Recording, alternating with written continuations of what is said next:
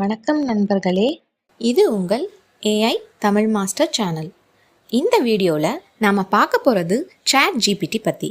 இப்போது artificial intelligence உலகத்தே ஒரு கலக்கிட்டு இருக்கு இல்லையா? அதில் ரொம்ப முக்கியமான ஒரு டூல் இது. இது ஏதோ பெரிய டெக்னாலஜி, நமக்கு புரியாதுன்னு எல்லாம் நினைக்காதீங்க. ரொம்ப ரொம்ப சிம்பிள். வாங்க இதை எப்படி ஈஸியாக யூஸ் பண்ணுறதுன்னு நாம் சேர்ந்து கற்றுக்கலாம். சரி, இன்னைக்கு நம்மளோட இந்த வீடியோவில் என்னெல்லாம் பார்க்க போகிறோம்னு ஒரு சின்ன லிஸ்ட். முதல்ல இந்த ஏஐ அசிஸ்டண்ட் யாருன்னு ஒரு இன்ட்ரோ.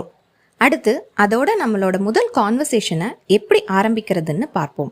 அதுக்கப்புறம் இதில் இருக்கிற சில அட்வான்ஸ்ட் ஃபீச்சர்ஸ்லாம் என்னென்னு தெரிஞ்சுக்கலாம். கடைசியாக சில ப்ரோ டிப்ஸ், கூடவே சில எச்சரிக்கைகளும் இருக்குது. வாங்க ஸ்டார்ட் பண்ணலாம்.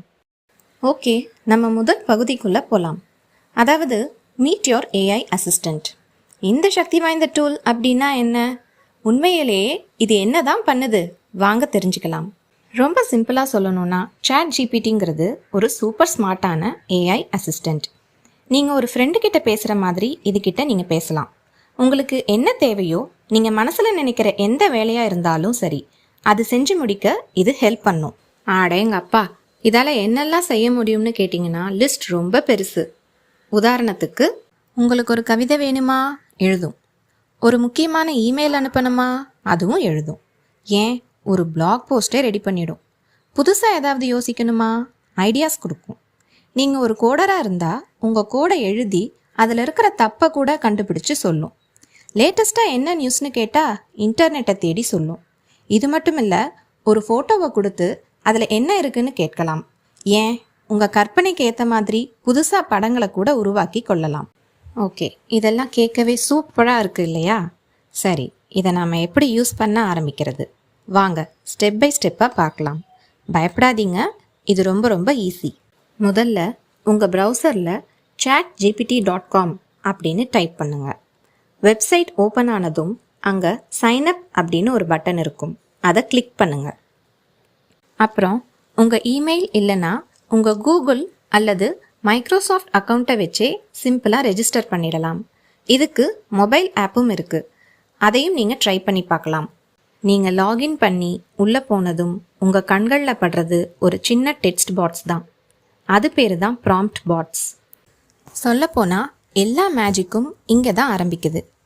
உங்களுக்கு என்ன வேணுமோ, உங்கள் கேள்விகள், உங்கள் கட்டளைகள் எல்லாத்தையும் நீங்கள் இங்கே தான் டைப் பண்ணணும்.